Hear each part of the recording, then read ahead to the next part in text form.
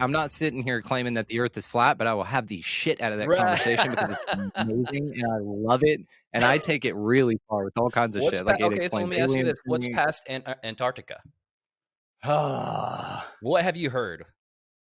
What have you I've learned? What heard a have you lot, read? and also I've thought about a lot. So the big thing with me too is I'll take a thing and then hop into my whatever, my mental temple, and then man, I'll take it. You know, I've got a great imagination. I really do, which is again why I just have these awesome conversations and I can empathize with these folks. And I'm not sitting here judging everybody because I can Right, imagine. Yeah, I'm like, shit, yeah, you got picked up by an alien. Fuck yeah, that sounds dope. right. So, but this idea of like transposing your thoughts and then being able to articulate them in an like I guess energetic space, you know what I Mhm. mean? Like let me ask you, what do you think about that? Go ahead.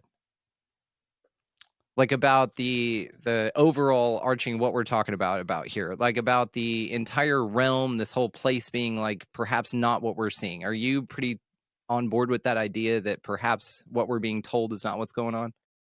I'm on the everything that we're told is a lie. That we have to dig to actually find substance and content that actually means something. I do believe that there are other beings and other forces who have directly manipulated our perception of reality. And whenever we Yeah. stray away from the status quo or the global narrative, that we're looked at as insane or crazy. Um, Yeah. you Which is know, a psychological operation in itself. Going exactly. ostracized exile is a Yeah, that's like the worst thing that humans can experience, right? right, Ideally. right. And we're all under, I mean, a mass majority of the world is under mass psychosis and they don't even know it.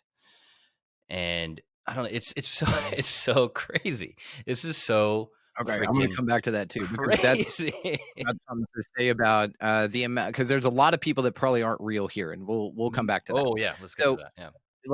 so beyond the ice wall, I think maybe it's exactly what the flat earthers say as far as this flat expansive thing. Now, where they lose me and where I get a little claustrophobic is with the dome thing. Now, the dome thing in my mind, because this conversation is going to tree branch a little bit. The dome thing in my mind is interesting, but as long as it's like in more of an energetic one. Now, if you splinter that branch and you can say like the shoal, like the ancient Hebrew, a lot of ancient cultures had this very clear depiction that were allegedly unconnected, right? By distances and technology, which is, I believe, also horseshit.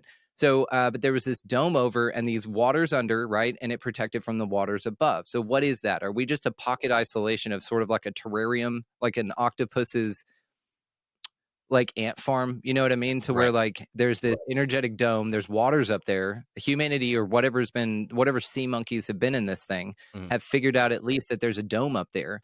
Then you look at what they did in reference still back to Antarctica with project Operation Fishbowl. I want to say it was in 61 because it was right or 50 something, late 50s, early 60s. What they did was they shot nukes straight up in the sky in Antarctica. And at about 13,000 feet, they exploded and they couldn't figure out why. There was something up there that was exploding the missiles at 13,000 feet. Now, Oh, in my mind, it's hitting something. Now, right, you could say that maybe a UFO was shooting them down at exactly that height. Maybe there's sort of like an intergalactic treaty that says, okay, anything that these monkeys shoot up this far, shoot it down. And maybe that's what NASA's doing is because they can't get up that far, so they have to fake everything, right, to right. make it seem that we can. And then, of course, Moon the ball landing. narrative and the green screening. Oh god, that's a whole other Let's not podcast. go straight away. You could book me right now for it. I will be back for that one, and I would love to. We'll touch on it. So, what I feel is being, what I feel perhaps they're being dishonest about, what I feel is an option for that, and Mhm. that's where I am with this, and I need to be very clear on that, that I don't know what the fuck's going on, but I love considering them as possibilities. Like, I Mhm. really do feel that this would absolutely replace the narrative, and in many cases, it's not only more fun, but it's more plausible. It makes more sense when you apply a greater lens to it, like an energetic loosh farm, and that basically like your only currency here is your attention and what you're focused on. And if you think of things in that realm and then you add up all psyops or anything to that, where all they're doing is dangling a bright shiny set of keys in front of you to keep you focused on them and not doing the inner work with you and really creating reality, then Right. they've successfully done their job. Now, that's a whole split thing again, and we can absolutely have it. Book me for all these shows, by the way. Well, you're coming So back on the show for sure. what I think about this is, though, the expansion beyond the ice wall, let's say, is I really love the idea of there being extra land here. The idea of extra space, extra places for us to go. Now, who's to say also that this place isn't so expansive and wide that it goes on forever? Let's say the infinite plane idea. And let's say then perhaps that there are land masses and suns and little things all along this plane at a certain altitude. And maybe there's something underneath, maybe there's something above. But let's just say that this air quotes realm, this experience we are having, one possibility for experiencing it would be this expansive in all directions realm. And you're just kind of isolated via the vehicle that you're driving, meaning our meat suit, our body. Mhm. There, are barriers to our exploration here, natural ones for us, right? To keep us from straying too far from the terrarium. So if you start really looking at it like this, then don't let it terrify you, number one, because we're still having a blast and there's waterfalls and puppies and shit here. So it's still cool.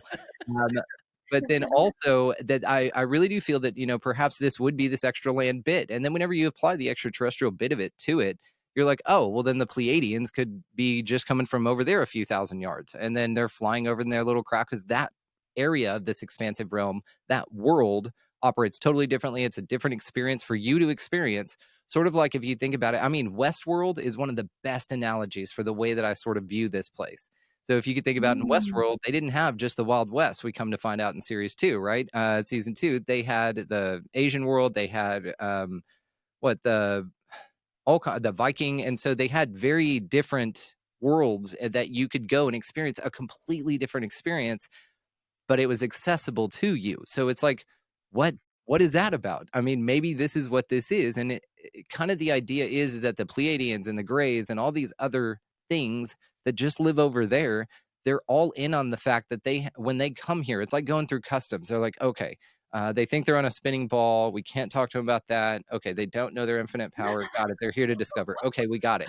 And there's like an agreement that anything that visits here, and they're just kind of keeping up the ruse. And maybe it's for a couple of reasons. Now, I'm a boundless optimist. I'm going to say it's to preserve the experience.